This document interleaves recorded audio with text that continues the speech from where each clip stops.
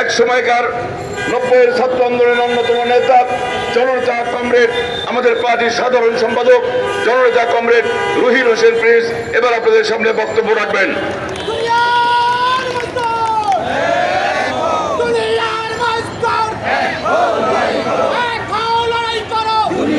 Comrade সভাপতি, উপস্থিত প্রিয় বোনেরা এবং ভাইয়েরা, আপনারা শুনেছেন ইতিমধ্যে আমাদের সহকারী সাধারণ সম্পাদক সংগ্রামী জননেতা কমরেড মিহির ঘোষ জানিয়েছেন আমরা এখানে সংক্ষিপ্ত সমাবেশ করে ঢাকার রাজপথে মিছিল অনুষ্ঠিত করব।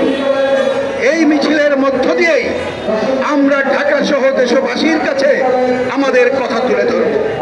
সেই বিবেচনায় আমি এই সমাবেশে সংক্ষিপ্ত কয়েকটা কথা বলতে চাই। প্রিয় ভাই ও বোনেরা, নিশ্চয়ই আপনারা লক্ষ্য করেছেন গত 5ই আগস্ট এদেশে একটি ছাত্র শ্রমিক জনতার গণ-অভ্যুত্থান সংঘটিত হয়েছে। এই গণ-অভ্যুত্থান একদিনে হয়নি। শেখ হাসিনার দীর্ঘ স্বৈর শাসনের বিরুদ্ধে এদেশে বাংলাদেশের কমিউনিস্ট পার্টি, বাম গণতান্ত্রিক শক্তি সহ বিভিন্ন শ্রেণী পেশার মানুষ দীর্ঘদিন ধরে লড়াই করছিল। সেই লড়াইয়ের এক পর্যায়ে এসে পরিস্থিতি এমন হলো সরকার দেশ থেকে পালাতে বাধ্য। তাহলে দাঁড়ানো হচ্ছে এইটাই, এই গণ-অভ্যুত্থান দীর্ঘদিনের সংগ্রামের ফসল। এই গণ-অভ্যুত্থানে জনগণের আকাঙ্ক্ষা কি ছিল? আমরা বিভিন্ন অঞ্চলে যখন যাই, গতকাল আমি একটা উপজেলায় ছিলাম, যখন ফিরে আসছি বাসের জন্য অপেক্ষা করছি, পরিচিত একজন এসে সালাম দিলেন, সাথে দুই একজন কথা বলার চেষ্টা করলেন। একজন সাধারণ মানুষ, ভ্যান চালক, আমি তাকে জিজ্ঞেস করলাম, তিনি এসে কথা বলতে চাইলেন যে এই যে ঘটনাটা ঘটলো আপনি কি করেছেন ভাই? তা বলে, স্যার অনেকদিন ধরে মিছিল করছিলাম, এইবার ছাত্ররা এবং আপনারা মিলে পতন ঘটিয়েছে, মাশাআল্লাহ ভালো আছি।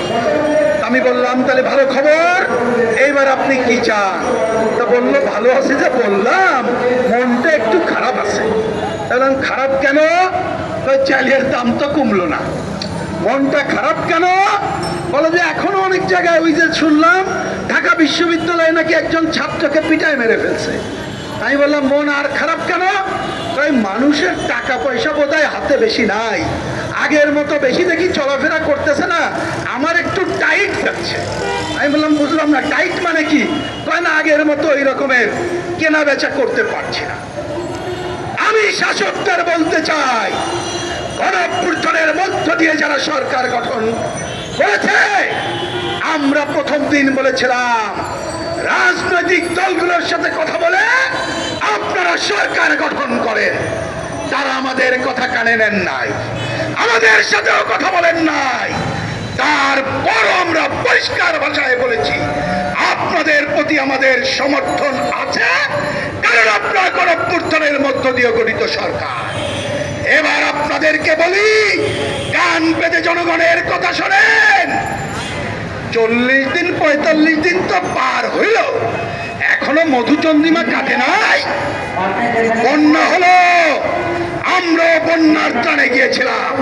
আমাদের ছাত্র যুব বন্ধুরা রেড ভলেন্টিয়ার করে তারা গলা পানিতে সাঁতরিয়ে জনগণের কাছে তারা ত্রাণ দিয়েছে, আমরাও গিয়েছিলাম।